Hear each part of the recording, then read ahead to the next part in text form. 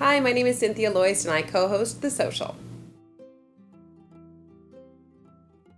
I knew I was really interested in being in film and television because I loved watching film and television. I loved getting lost in stories and really learning about humanity through those mediums. So there was something that definitely drew me to that. So I went into screenwriting specifically and very quickly realized that in order to make it as a screenwriter, you have to live, eat, breathe, and sleep screenwriting. It's a really difficult job to do. And so it dawned on me early on in my university career that maybe there was another way to communicate the stories that I wanted to tell. I started out as an intern, and then eventually I got a research position, then I got a segment producer position, then a senior segment producer position, then a producer position, and eventually I ran the channel. Fast forward several years, the show was very successful. It became an actual channel, and I was in charge of all the original documentary productions on there. I never even thought of myself as being on air until someone saw it in me. An executive said to me, "I think you should be doing on-air work."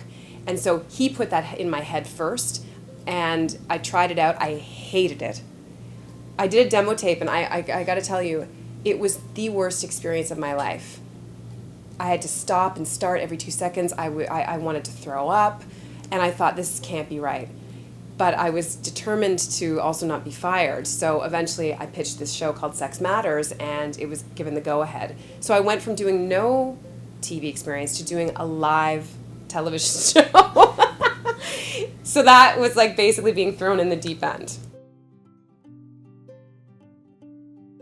More and more we're hearing about this idea of, trying to find work-life balance and, that women can have it all. And yet there's been, I think, increasing evidence that it's harder to have it all.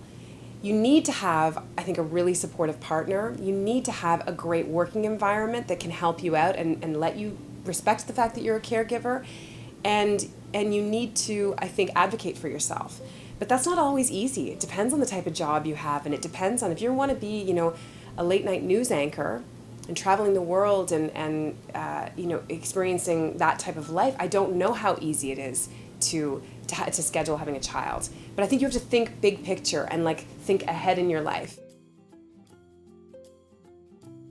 The Social is pretty much entirely run by women, especially in the most senior positions.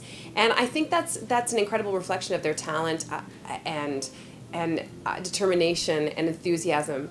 And it doesn't surprise me. I really don't feel like my gender has inhibited me in any way. For women in this industry today, it is about balancing knowing what your worth is and also knowing how much more you have to grow. I think any industry, especially creative ones, many times it's not so much what you know, but who you know.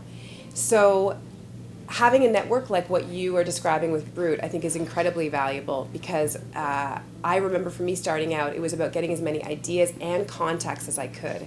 Because when people see resumes, it doesn't matter how experienced you look like you are or not experienced, you still are just a paper. And until people meet you and get to know you and think that they like you, that's what's going to give you that extra edge, and that's what's going to put somebody ahead of somebody else. So I think it's a great resource.